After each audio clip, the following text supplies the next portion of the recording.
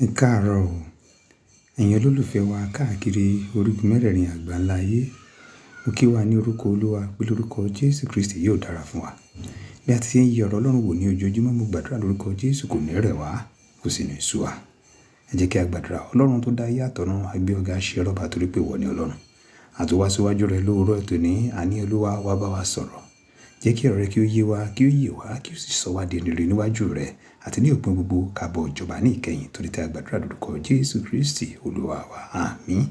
Ẹ̀yin ènìyàn Ọlọ́run, èmi ọmọ yín náà ni àjíǹrere Matthew Olúṣọlá Babalọlá láti ilé-iṣẹ́ ìránṣẹ́ ìfẹ́ Ọlọ́run sí ènìyàn gbogbo tí ó kalẹ̀ sí orílẹ̀-èdè Nàìjíríà.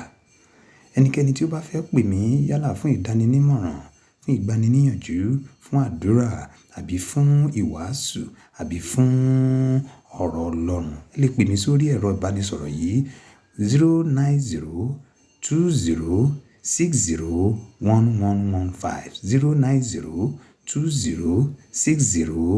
09020601115 09020601115. Ẹni tó bá wà ní ẹ̀yìn orílẹ̀-èdè Nàìjíríà ẹ fi +234 sí ẹ̀yìn. Mo kí wa lẹ́ẹ̀kan sí wípé a kú ojúmọ́ ní ìtẹ̀síwájú ẹ̀kọ́ ọ̀rọ̀ Ọlọ́run tá ti ń bá lọ gbé ní irú àkókò bí èyí. Ẹ máa rí pé ní bí ọjọ́ díẹ̀ sẹ́yìn a ti lọ síwájú ìtì àánú níwájú Ọlọ́run nípasẹ̀ Jésù Kristi Olúwa láti gba ìdáríjì gbogbo ẹ̀ṣẹ̀ tí a ti dá. Àyíra wa gẹ́gẹ́ bí ẹlẹ́ṣẹ̀ a lọ síwájú rẹ̀ a sì kọ gbogbo ẹ̀ṣẹ̀ yẹn sílẹ̀. Wọ́n tó bá ń wò mí ní ọwọ́ lọ́wọ́ ní àkókò tí ò tí ì kó ẹ̀ṣẹ̀ rẹ̀ sílẹ̀, àkókò ìní fún ọ kò tí ì jù torí pé gbogbo ẹ kó lè máa wò mí ó jẹ́ wípé Olúwa fẹ́ràn rẹ̀. Ìwọ náà lọ sórí òkun rẹ lẹ́sẹ̀kẹsẹ̀ kó jẹ́ gbogbo ẹ̀ṣẹ̀ rẹ fún un.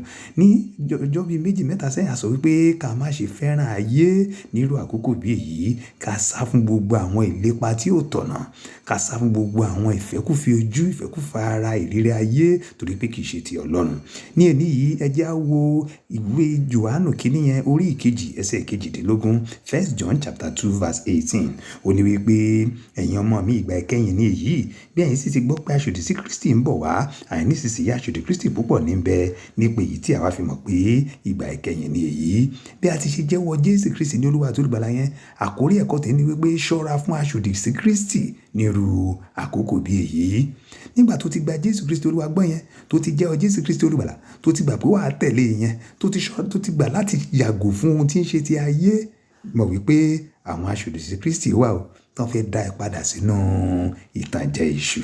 Àtàná aláṣòdì sí Kristi, àwọn tó yẹ gbogbo ohun tó ń ṣe ó lòdì sí ìfẹ́ Ọlọ́run, ó lòdì sí òfin àti ìlànà Jésù Kristi. Mo gbàdúrà oore ọ̀fẹ́ àti wá láti dá aṣòdì sí Kristi mọ̀ nírú àkókò bí èyí kí Olúwa kó fi fún ọ.